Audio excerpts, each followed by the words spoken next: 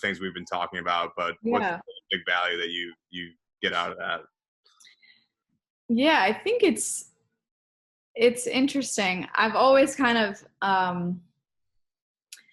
had a little bit of like a creative mind like that. I think I remember a specific instance when I was younger. My dad's sitting right here, so I don't know if he'll even remember this, but I was like I was standing at our front door, and it was a glass door, and I remember I was waiting for the bus to arrive, and I remember singing. Like I would always sing, in the shower, and I just remember singing at the front door about like feeling like I was trapped in a box. And I was so young.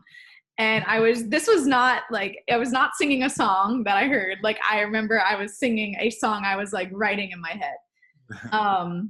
Which is so weird, but I remember doing that. I remember my dad being like, Shell, like, do you actually feel that way?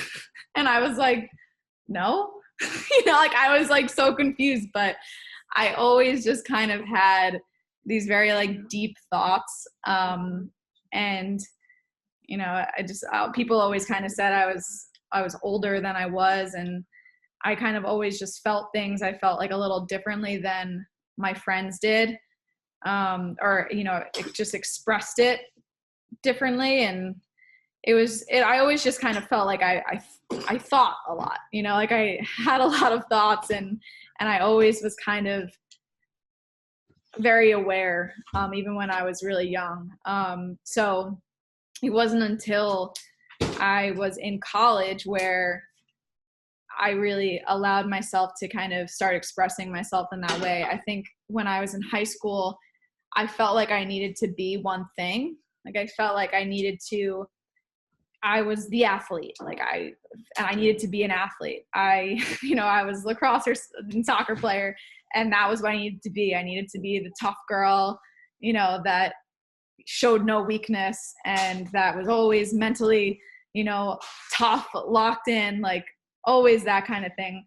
And that was kind of what I just took on in high school, and even like in those first couple of years of college, like I was still just like, that's what I needed to be in order to be successful.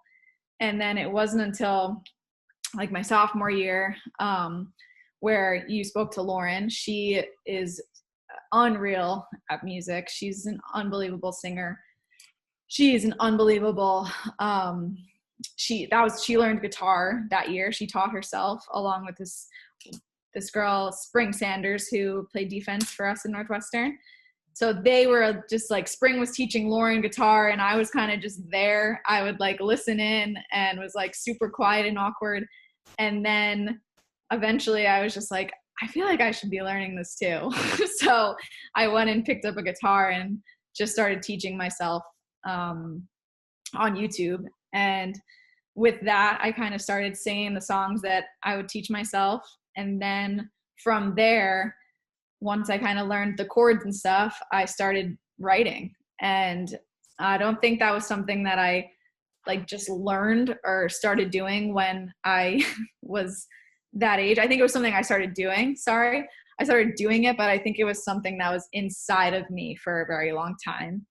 And I didn't necessarily let it out until I realized that, oh my gosh, you can be really tough, and you can be really mentally strong, and just a beast on the field. And then when you leave the field, you can be something else too. So it was really like my sophomore year. I'd say it was like a huge turning point for me in understanding and realizing that I can be a ton of things, and you don't need to be one thing or the other. You can be a ton of things, and they all in a way play a role with enhancing the other aspects of your life.